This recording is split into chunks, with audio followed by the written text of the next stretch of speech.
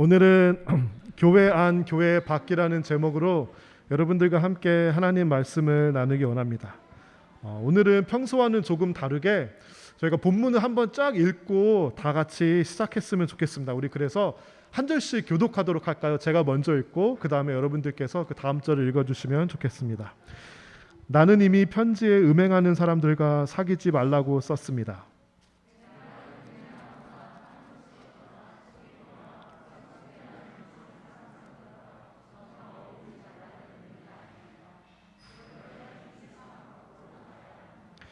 내가 지금 어울리지 말라고 쓴 것은 어떤 사람이 그리스도인이라고 말은 하면서 음행하거나 탐욕이 있거나 우상을 숭배하거나 남을 모함하거나 술에 젖어 살거나 약탈하거나 한다면 그런 사람들과 어울리지 말라는 말입니다. 그런 사람들과는 음식도 같이 먹지 말라는 것입니다.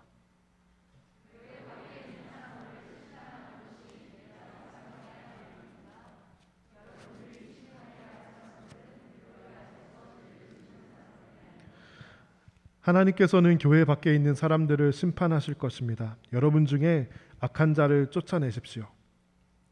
제가 오늘 본문을 가지고 설교 준비를 하고 묵상을 하는데 좀 말씀이 잘 풀리지가 않고 잘 이해가 되지 않았습니다. 설교 준비에도 진도가 나가지 않아서 좀 힘든 그런 어려움을 겪었는데요.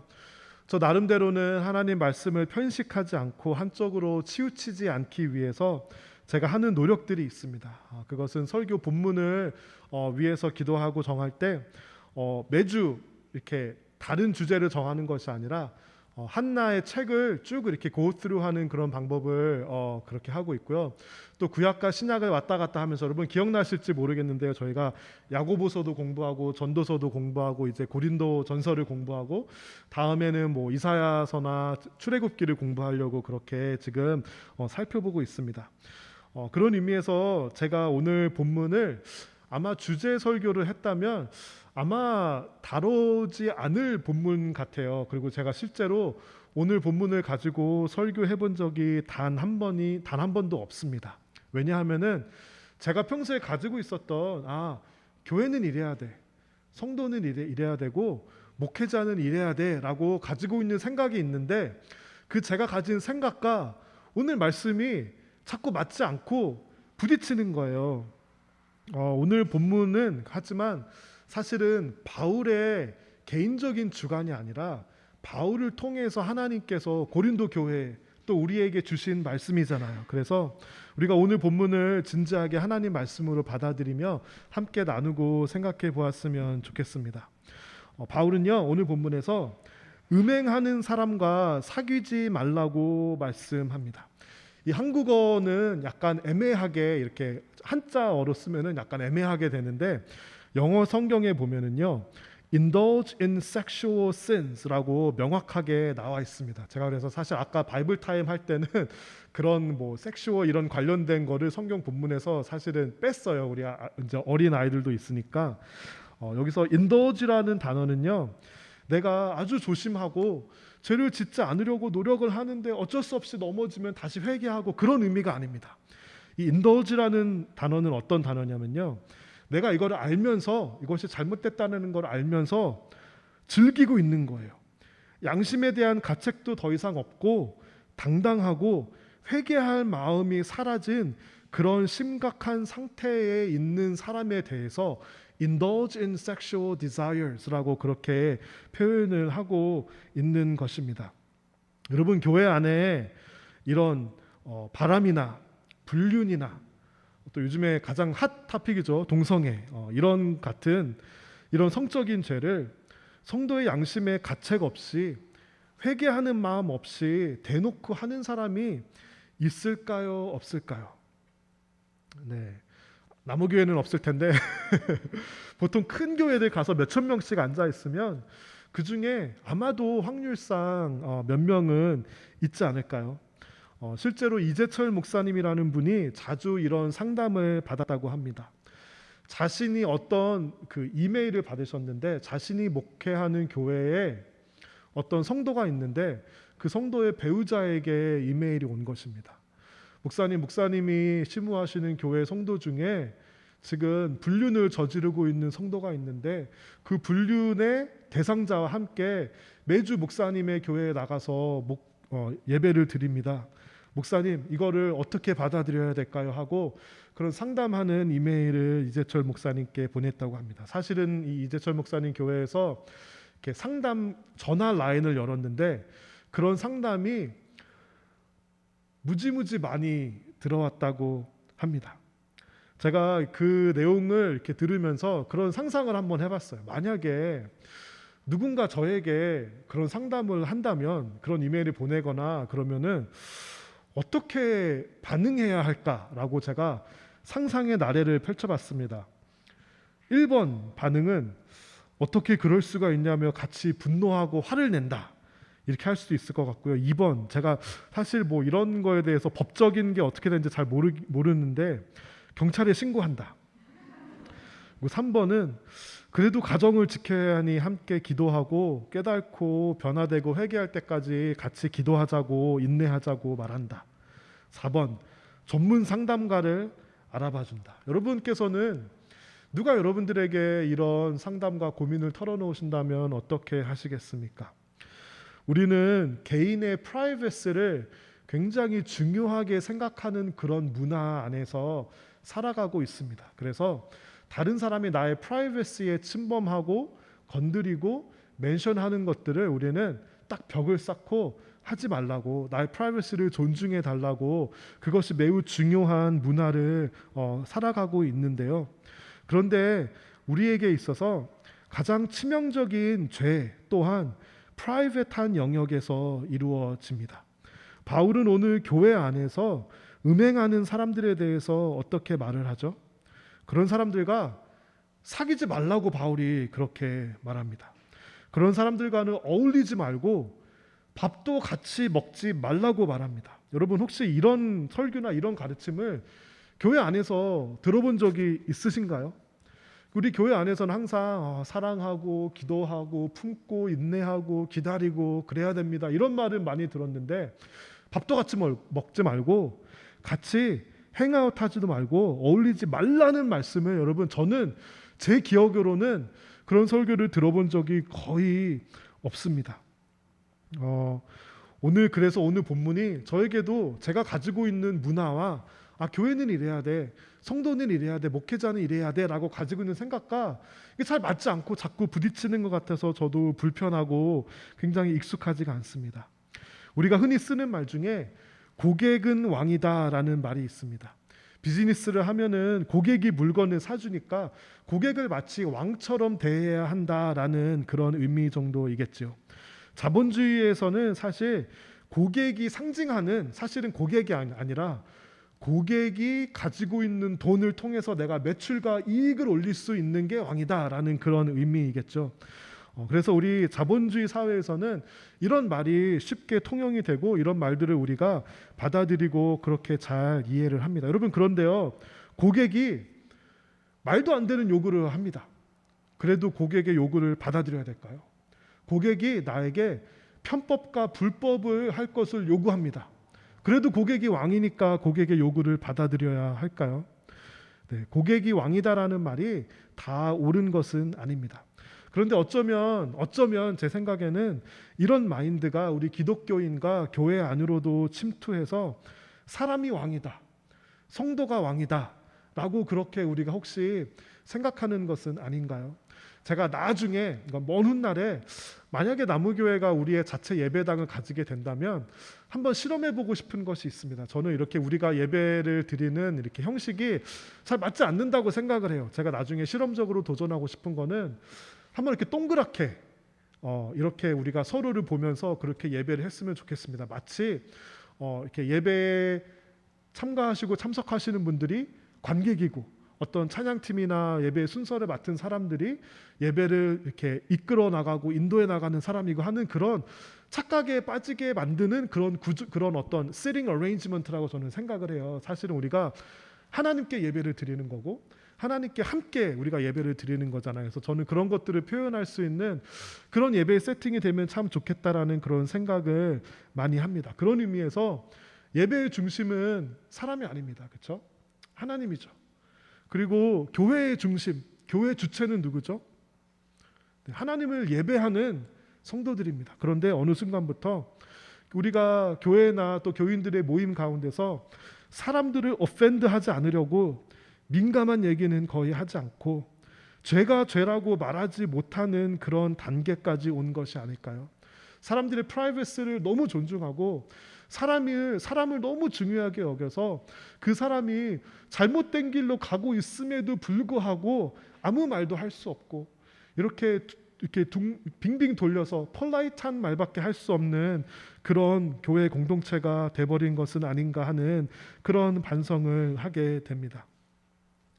오늘 본문 사실 전에 말씀에는 누룩에 대한 내용이 나옵니다. 여러분 베이킹 하시는 분들은 누룩이 뭔지 다 잘 알고 계실 텐데요. 빵이 부풀게 하는 역할이 누룩입니다. 여러분 누룩을 넣으면요, 누룩은 쫙 번지는 그런 습성이 있어요. 누룩을 넣은 데만 부풀고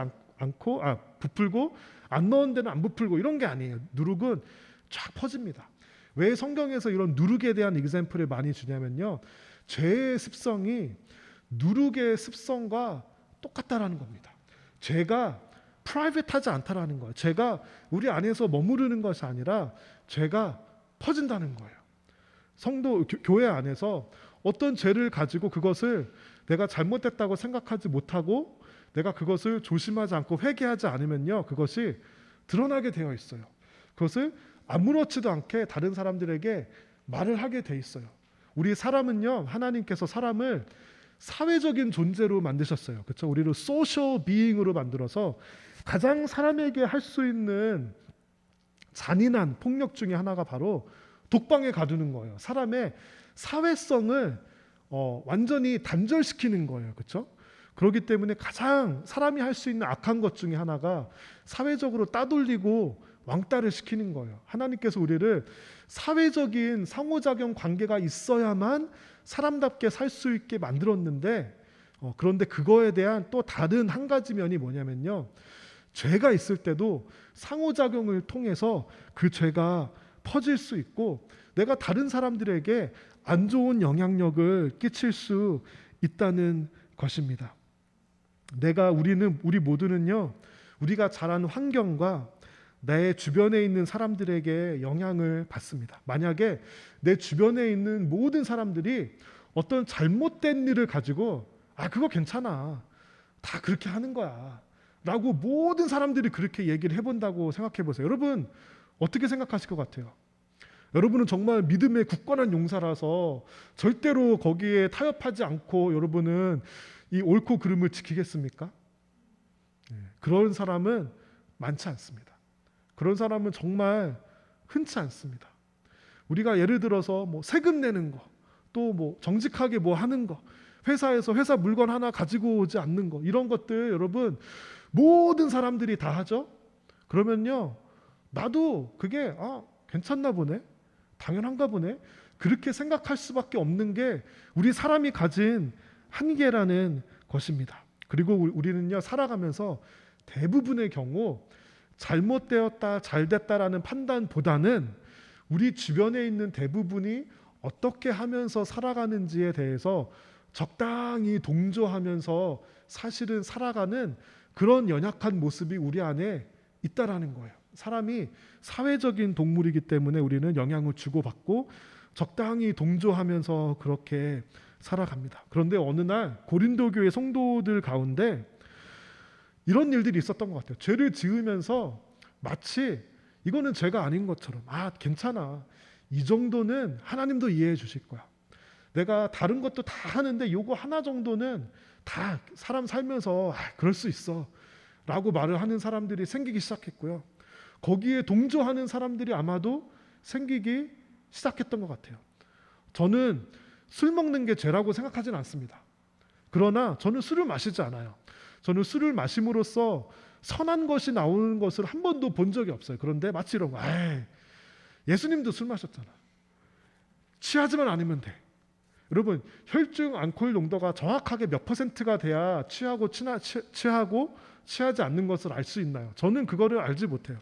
그렇게 명확하게 자기를 컨트롤할 수 있는 자를 저는 한 번도 만나보지 못했습니다. 그런데 하나하나 괜찮아 이렇게 하기 시작한 것입니다. 그런데 오늘 고린도 교회 성도들에게 또 우리에게 성경 말씀이 정확한 기준을 제시해 주는 것입니다. 우리 모두는요, 성경 말씀을 볼 때 내가 이렇게 성경 말씀을 본다고 생각해요. 그런데 사실은 그렇지 않아요. 여러분들께서 어렸을 때부터 지금까지 배웠던 것들, 여러분들께 영향을 미쳤던 사람들, 여러분이 그동안 읽었던 성경과 그동안 들었던 설교들이 다 모아져서 세계관을 이루고 그 세계관을 통해서 사실은 성경을 보는 것입니다. 다음 슬라이드 보여주시면 사실은 저렇게 보는 것이에요. 그렇기 때문에 우리가 똑같은 성경을 보지만 내가 보는 것과 다른 사람이 보는 성경의 메시지가 다를 수 있어요. 왜냐하면 우리 모두는 저런 그동안 우리가 자라와서 우리 안에 쌓여졌던 것을 통해서 성경을 보기 때문입니다. 저와 여러분 가운데 그 누구도 성경 말씀을 있는 그대로 볼 수 있는 능력을 가진 사람은 없습니다. 그렇기 때문에 우리가 어떻게 해야 되죠? 내가 저런 세계관을 통해서, 렌즈를 통해서 저는 이거를 내 안에 쌓인 우리 각자 고유하게 가진 자신의 문화라고 부르고 싶어요. 내가 내 안에 쌓여진 문화를 통해서 성경을 보는구나 라는 자각이 있어야 돼요. 그렇기 때문에 다른 사람이 나와 좀 다르게 보내라고 보면 저 사람이 틀려가 아니라 저 사람은 다른 문화를 가지고 있구나. 그러면 내 문화가 보다 더 적절한지 저 사람의 문화가 보다 더 적절한지 궁금하다, 알고 싶다, 대화해야 되겠다 라는 마음을 가지게 되는 것이 우리가 가져야 하는 마음이고요. 저 문화가 잘못될 수가 있어요. 저 문화가 왜곡된 문화가 내 안에 쌓여 있을 수가 있어요. 예를 들어서 이런 사람들이 굉장히 많다 그래요. 아버지와 좋은 관계를 가지고 있지 못한 사람은 하나님을 아버지로 대하는 것이 매우 어렵다는 이제 그런 얘기도 우리가 흔히 많이 듣잖아요.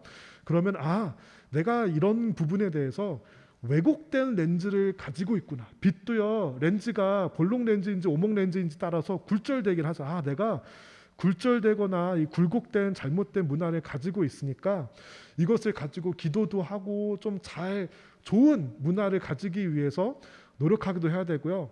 어떤 사람은요, 저 렌즈 전체가 그 사람이 가진 쌓인 문화 자체가 다 빨간색인 사람이 있고요, 다 초록색인 사람이 있고 다 회색인 사람이 있어요.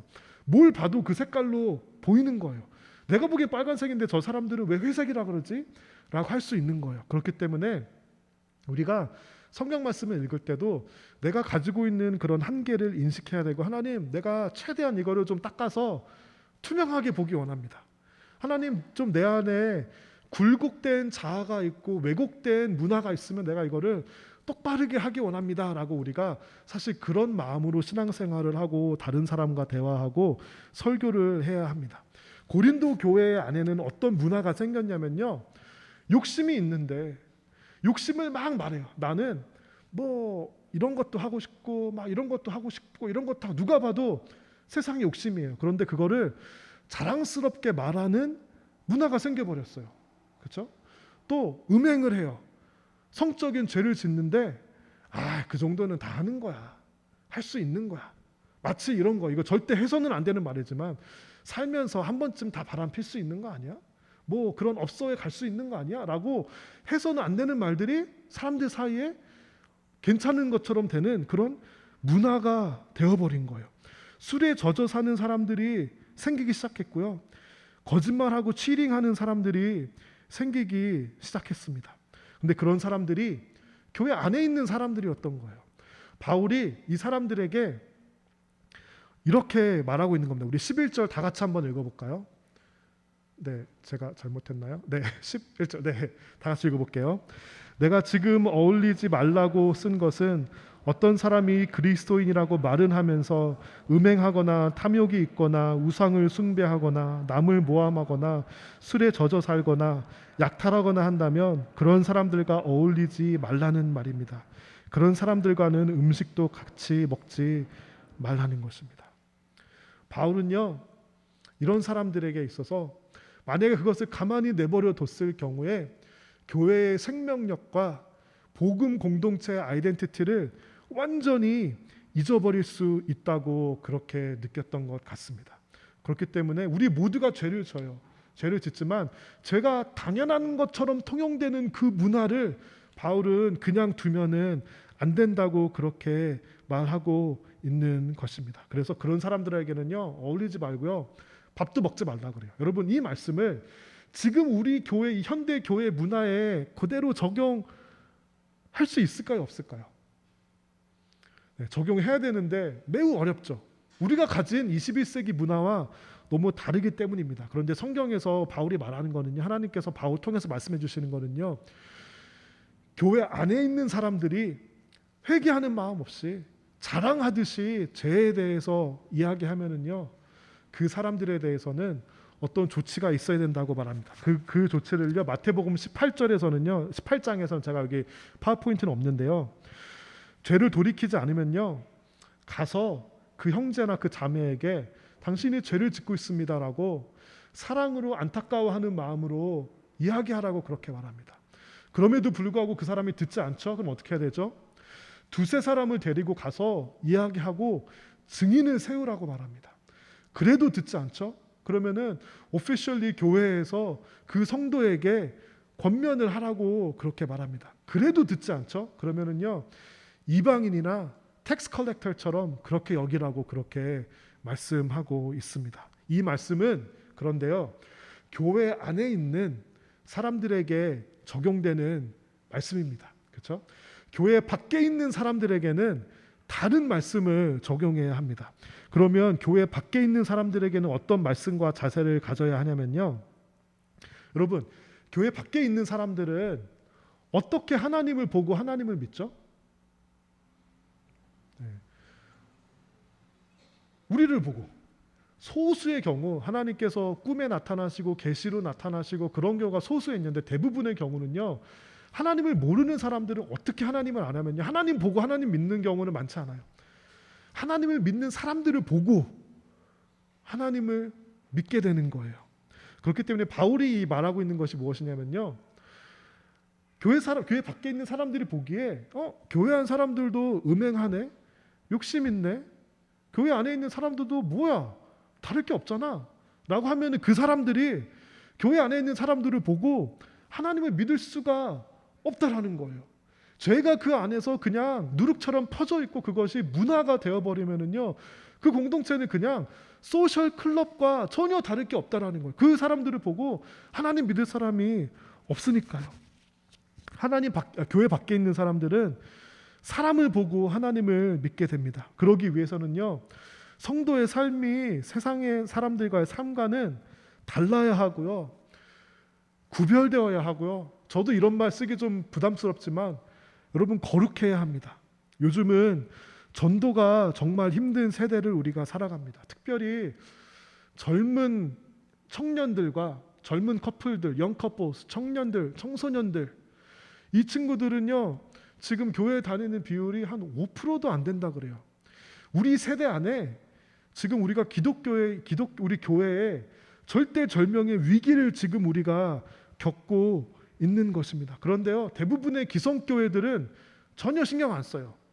왜 그러냐면요, 이미 그 교회를 지킬 만한 기성세대들이 충분하게 있기 때문에 나에게 당면한 과제가 아닌 거예요.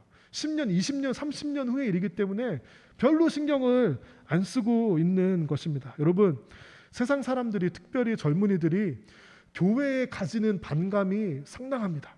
여러 가지 이유가 있겠죠. 그 하나님 믿지 않는 사람들의 죄일 수도 있고, 이 세속화일 수도 있지만, 그 이유 중에 중요한 이유 중에 하나는 바로 그 사람들이 교인들을 보기에, 교회를 보기에 다른 게 전혀 없는 거예요. 예를 들면은요, 코로나를 겪으면서 가장 비상식적이고 방역에 협조하지 않고 심지어 동선을 숨기고 거짓말을 한 대표적인 단체를, 이게 사실이라고 말하는 게 아니라 사람들이 그런 인식을 가지고 있다는 거예요. 그런 단체가 바로 교회입니다. 대통령 선거를 앞두고 노골적으로 특정 후보를 지지하는 발언을 하고, 어느 교회에 방문하면은 특정 후보를 소개하고 정치적인 어젠다를 그렇게 펼쳐내는 가장 정치적인 곳 어디일까요? 교회라고 사람들이 인식하는 거예요. 지난번에 어떤 대선 후보가 어떤 교회에 오니 큰 대형 교회에 오니까 아마 목사님이 소개시켜주고 뭐 인사말도 시키고 그렇게 했습니다. 여러분 그 후보가 그 다음 주에 어떻게 했는지 알아요? 절에 갔어요. 우리가 근데 그게 여러분 매년 선거가 있을 때마다 반복되는 일인데 왜 그거를 교회에서 그렇게 하게 해야 되는 거냐고. 제가 뭐 어느 뭐 후보를 막 이렇게 해야 됩니다 그런 게 아니라요. 왜 그런 뻔한 일들을 교회가 정치적이다라는 그런 인식을 가질 수밖에 없게 그런 거를 하냐는 거냐고 그렇게 묻고 있는 것입니다. 교회가 정말 가난하고 약한 자들 편에 서는가? 세상 사람들이 보기에는요, 길목 가다가 제일 좋은 곳에 삐까뻔쩍한 교회 건물들이 있고 목사님도 좋은 차 타고 다니고 아무리 보기에도 약자와 가난한 자들과 연대하는 것 같이 않는 거예요. 그러면 교회가 더 법을 지키고 더 정직하고 더 투명한가? 이 사람들이 보기에 아무리 보기에도 아닌 거예요. 한국에서, 미국은 안 그런 것 같아요. 한국에서 목회자들이 그 세금 안 내겠다고 목사님들이 데모를 합니다.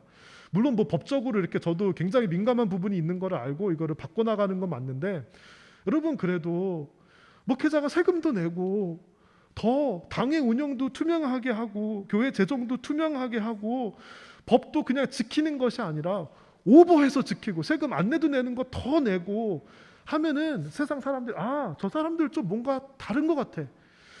내가 하나님이 있는지 없는지 모르겠는데 저 사람들은 진짜 하나님이 있다고 믿는 것 같아 라고 그렇게 느끼고 교회에 와보고 싶지 않을까요? 그리스도인들하고 친구 되고 싶지 않을까요? 그런데 사람들이 보기에 그렇지 않은 거예요. 바울이요, 교회 밖에 있는 사람들에게서는요, 사람들한테는 어떻게 해야 되냐 그러냐면요, 우리 10절 다 같이 한번 읽어볼까요?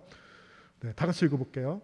내 말은 음행하거나 탐욕스럽거나 속이거나 우상 숭배하는 이 세상 사람들과 전혀 어울리지 말라는 의미가 아닙니다. 그러려면 이 세상 밖으로 나가야 합니다. 바울이 말하는 게 그런 죄 짓는 사람들과 밥도 먹지 말라고 한 거는요, 교회 밖에 있는 사람들이 얘기하는 게 아니라 교회 안에 있는 사람들이 얘기한 거고요. 교회 밖에 있는 사람들한테는요, 세상 밖으로 나가서 그 사람들을 만나야 돼요. 세상 밖으로 나가서 그 사람들 같이 밥도 먹고 시간도 보내고, 그런데 그 사람들을 당신 왜 하나님 안 믿어? 당신 왜 죄를 지어? 라고 이렇게 손가락질하고 비판하고 판단하는 것이 아니라 가서 일부러 나가서 시간을 보내고 밥도 사주고 좋은 얘기도 해주고 그렇게 해야 하는 우리의 마인드가 달라야 한다는 것을 바울이 우리에게 이야기해주고 있는 것입니다. 그런데 우리는 어떻게 하죠? 대부분의 경우 반대로 한다는 거예요. 교회 사람들하고는 너무 친하고 너무 잘 지내기 때문에 그 사람들이 죄를 짓고 있음에도 불편한 말을 그 누구도 하지 못한다는 거예요. 그리고 교회 밖에 있는 세상 사람들은 저 사람들 너무 못됐어, 너무 악해, 어떻게 하나님 예배하지 않을 수가 있지? 손가락질하면서 그 사람들에게 일부러 만나고 관계를 맺고 밥 사주고 친구가 되려고 하는 그런 노력을 하지 않는다라는 거예요. 우리의 친구들은 교회 안에만 있어요. 그리고 그런 믿음의 친구들에게는 성도가 잘못된 길을 가고 있을 때 한마디도 하지 못하고 사랑으로 그들을 잘못된 길에서 이렇게 붙잡아서 잘된 길로 가게 이끌어줄 수 있는 그런 지혜 있는 성도가 교회 안에 있느냐 없느냐? 고린도 교회는 아마 없었던 것 같아서 바울이 이렇게 이야기하고 있는 것입니다. 마치 반대로만 하려는 그런 욕구를 가진 그런 교인들에게, 그런 성도들에게 바울이 이야기하고 있는 것입니다. 오늘 본문에는 나와 있지 않지만 또 우리가 관심을 기울여야 할, 또 저 개인적으로는 참 많은 관심이 가는 한 종류의 사람들을 이야기하고 마치기 원합니다. 그것은 바로 교회와 세상의 경계선에 있는 사람들입니다. 완전히 성도라고 하기는 뭐하고 또 성도가 아니라고 하기는 뭐한 그런 경계선에 있는 그런 사람입니다. 저는 개인적으로 저 경계선에 있는 사람들에게 참 많은 관심이 갑니다. 제가 목회 사역을 이렇게 하다가 보니까 제가 잘 할 수 있는 게 있고 제가 잘 할 수 없는 게 있더라고요. 근데 목회자가 왜 힘든가 이렇게 보니까 내가 잘 할 수 없는 것도 잘 해야 되니까 이게 너무 힘들어요. 저는 그래서 빨리 팀 목회를 하고 싶은 그런 마음이 굉장히 큽니다. 제가 잘 못하는 것 제가 여러분께 알려드릴게요. 저도 잘 못해서 안 하겠다라는 게 아니라 저도 잘 못해서 너무 아프고 힘들어하면서 기도하고 진짜 하나님의 긍휼함을 구합니다. 제가 잘 못하는 것 중에 하나가 뭐냐면요, 완전히 기독교랑 전혀 상관없는 사람한테 담대하게 복음 전하는 거, 저 사실 잘 못해요. 무서워요. 그리고 또 제가 잘 못하는 게 뭐냐, 못하는 게 이렇게 많죠? 못하는 게 뭐냐면요, 진짜 어렸을 때부터 모태신앙으로 믿음이 너무너무 신실하신 분들, 굉장히 보수적인 기독교 색깔을 가지고 있는 분들에게 더 깊은 신앙의 경지로 이렇게 함께 이렇게 가는 그 역할을 하는 것, 저 잘 못해요. 솔직히 말하면. 제가 그러면 도대체 당신이 잘하는 게 도대체 뭡니까? 라고 물어보면요, 잘하는 것까지는 아니고 관심에 가는 게 뭐냐면요, 저는 저 경계선에 있는 사람들에게 이야기하는 거, 그 사람들을 대상으로 사역하는 게 제가 너무 마음이 가고, 저는 그런 사역을 그동안 아마도 돌아보니까 해왔던 것 같아요. 제가 지난주에 그 새롭게 하소서라는 프로그램에 홍민기 목사님이라는 분께서 말씀하신 거를 제가 들었는데, 여러분 오늘 제가 한 설교 아무것도 기억 안 해도 되고요. 집에 가셔서 그냥 이분이 하신 새롭게 하소서 보시면은 그러면 돼요, 여러분. 이분이 몇 달 전에 하시고 한 달 전에 이제 두 번째를 한 번 더 하셨는데, 이분이 한국에서 청소년 사역하시던 분인데요. 이 청소년들은 경계선에 있는 친구들이에요. 교회에서는요, 이 청소년들을 너는 교회 안에 있는 애들이니까 담배 피지 마, 술 마시지 마, 예배 드려야 돼, 이렇게 요구를 하는데, 이분이 보시기에 청소년들은 경계선에 있기 때문에 완전히 다른 어프로치가 필요하다는 거. 제가 이 새롭게 하소서를 들으면서 그렇게 눈물을 흘렸어요. 제가 이분을 가능하다면 이분이 미국에 오실 기회가 있으면 나무교회 꼭 한번 부흥의 강사로 모시고 싶고요. 또 사실 저분이 하시는 라이트하우스 그 교회 개척 운동에 제가 굉장히 관심이 많고, 제가 여러분께 전에 말씀드린 김관성 목사님이라는 분도 그 라이트하우스 교회 개척 무브먼트에 함께해서 이렇게 하는데, 한번 이분을 꼭 모셨으면 좋겠습니다. 이분이요, 청소년 사역을 할 때 그 아이들은 경계선에 있는 애들이니까 교회와 예배드려 이런 말씀을 절대 하지 않으신대요. 애들 불러서 나랑 떡볶이 먹자 이런대요. 그럼 애들이 그런대요. 왜요? 이런대요. 무섭게 생긴 어른이, 저렇게 생긴 어른이 떡볶이 먹자 그러면 먹기 싫잖아요. 그러면은 그냥, 그리고 떡볶이 사준대요. 그럼 애들이 목사님이 떡볶이 사주니까 나 교회에 오라고 사주는구나 라고 먹는 거예요. 목사님이 너 다 먹었어? 가! 이러는 거예요. 진짜 가요? 그러면 목사님 가! 그러면 가는 거예요. 다음에 또 애들 불러서 떡볶이 먹자. 이게 몇 번이 반복되면은요, 애들이 교회 온다는 말을 하는 게 아니라 자기 안에 있는 고민을 말하기 시작한대요. 이분이 청소년들 데리고, 그 경계선에 있는 청소년들을 데리고 수련회를 갑니다. 한국 그때 당시에는, 요즘 안 그런 것 같은, 모르겠어요. 담배 피는 애들 진짜 많았잖아요. 저도 중학교 때 담배 잠깐 폈던 적이 있거든요. 왜냐면 애들 다 피니까. 한국에는 그런 애들이 굉장히 많은데요, 교회 수련회 오면은 애들이 금단 증상이 일어나니까, 그래서 목사님이 수련회 가면은요, 담배를 준비해 갑니다. 너네 수련회 와서 내가 주는 담배만 필 수 있어. 그래서 교회 예배 전에 애들 다 모아서 담배 피는 애들 다 와. 그런 다음에 너네 일자로 서. 그러고 입에다가 담배를 물어주고요, 목사님이 라이터로 담배를 붙여준대요. 담배불을 붙여준대요. 근데 그 애들이 그게 얼마나 어마어마한 일인지 애들도 안다라는 거예요. 애들이 담배 피면서 자기들끼리 그런대요. 야, 이거 만약에 교회에 알려주면은 우리 목사님 교회에서 잘릴 것 같은데 어떡하지? 절대 말하지 말자. 애들끼리 그런대요. 그리고 목사님이 한마디를 한대요. 너네 내가 담배불 붙여줬으니까 한 가지만 약속해. 너네 저녁 예배 때 내가 설교하니까 맨 앞자리에 앉아. 이런대요. 맨 앞자리에 앉으면은 이 찬양을 안 하기가 매우 어려운 그런 환경, 그런 문화거든요. 그러니까 애들이 찬양을 하니까 어느 순간 찬양이 마음에 들어가고, 자기 담배불 붙여준 목사님이 설교하는데 그 설교 애들이 들어야 돼요, 안 들어야 돼요? 담배 피는 애들은 의리가 있거든요. 무조건 집중하고 정신 차리고 설교 듣는 거예요. 그런 애들을 이 목사님이 사역을 하셔. 정말 저거를 눈물 없이는 진짜 들을 수가 없어요. 진짜 경계선에 있는 애들, 교회에서 판단만 하지 신경 쓰지 않는 애들을 데리고 저 목사님이 그렇게 사역을 하십니다.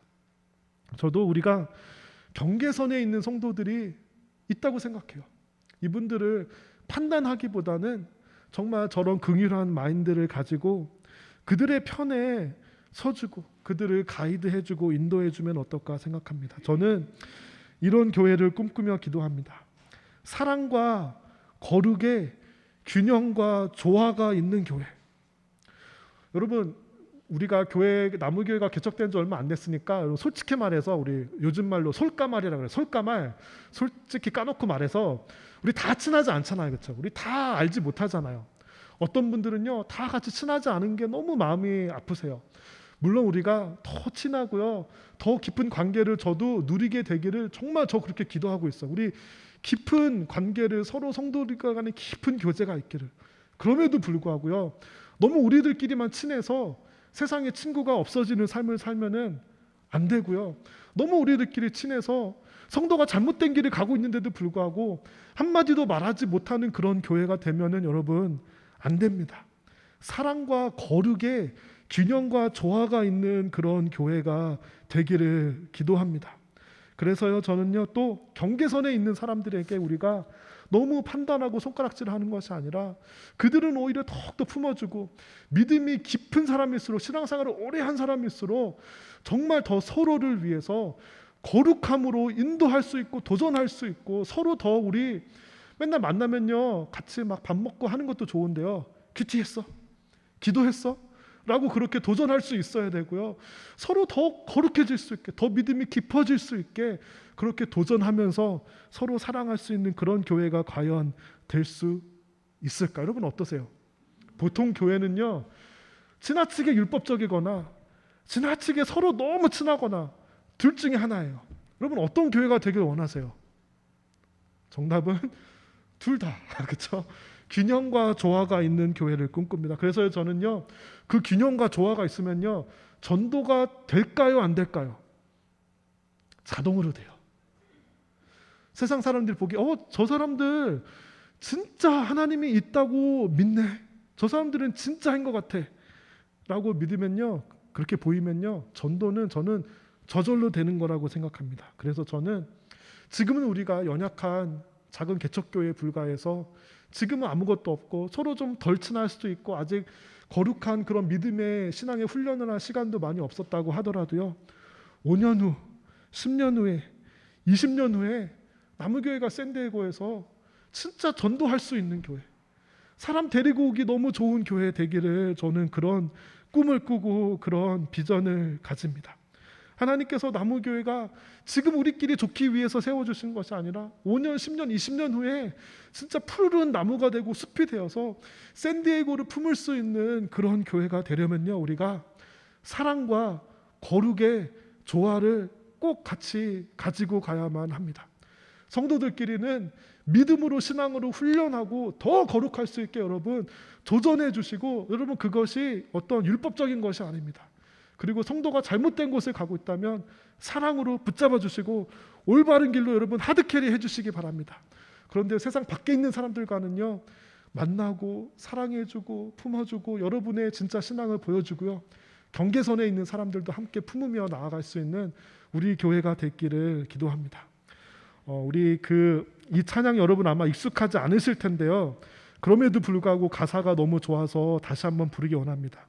하나님 말씀에 두려워 떠는 자, 그 말씀에 생명을 거는 자, 하나님 말씀에 운명을 거는 자. 우리 이 찬양 다 함께 부르면서 우리 다 함께 우리 교회를 향해, 성도를 향해 꿈을 꾸면서 이 찬양 불렀으면 좋겠습니다. 찬양팀 나와주시고 다 같이 일어나서 이 찬양 불러볼까요?